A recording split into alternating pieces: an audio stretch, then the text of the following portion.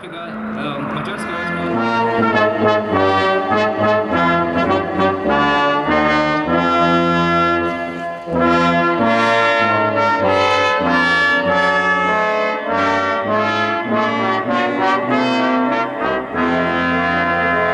Vojaško letalstvo Slovenske vojske je začelo pisati svojo zgodovino s pribegom pilota majorja Jožeta Kalana in letalskega tehnika praporščaka Bogomirja Šušterja, ki sta pred 25 leti, natančneje 28. junija 1991, s helikopterjem Gazela preletela iz mariborske vojašnice v vrste slovenske teritorialne obrambe.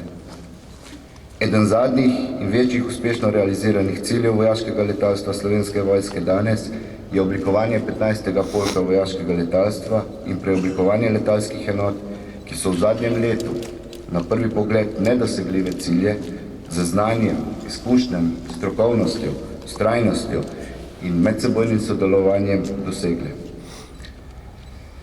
Kot poveljnik letalskih enot vojaškega letalstva Slovenske vojske s ponosom trdim, da ste naloge opravili profesionalno in strokovno, ter tako doma kot v mednarodnem okolju uspešno predstavljali vojaško letalstvo Slovenske vojske.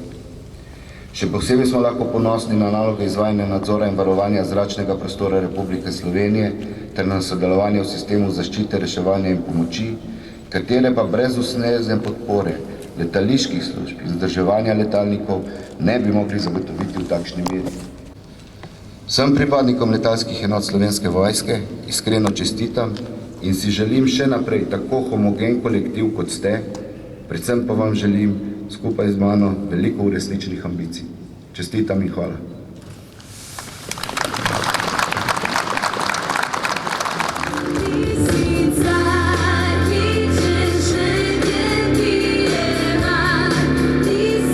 Ki jih opravljate, so izredno pomembne za nacionalno varnost, sodelujete pa tudi v mednarodni operaciji KFOR na Kosovem.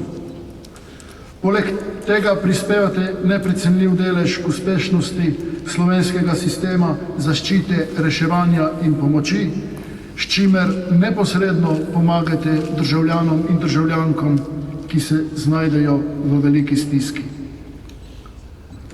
Drugo polovico leta 2015 je zaznamovala operacija Migrant, v kateri je polk deloval v podporo policiji in civilni zaščiti ter poveljstvom enotam Slovenske vojske, ki so bile nastanjena v vojašnici Jerneja Molana. Brez volje in motivacije vsakega posameznika, od vojaka do častnika, 15. polk lani ne bi mogel opraviti vseh nalog. Poleg tega ste delovali na mednarodnih in domačih vajah. Dežurna posadka 151. helikopterske eskadrile Slovenske vojske je lani v reševalnih akcijah posredovala kar 226-krat, od tega 132-krat pri reševanju v gorah in 94-krat z zagotavljanjem helikopterske nujne medicinske pomoči. Pri tem čestitam vam za številne dosežke, za to, da zgledno izpolnjujete naloge tako v nacionalnem kot mednarodnem okviru in da ves čas dokazujete, da delujete v dobro državljank in državljanov Republike Slovenije.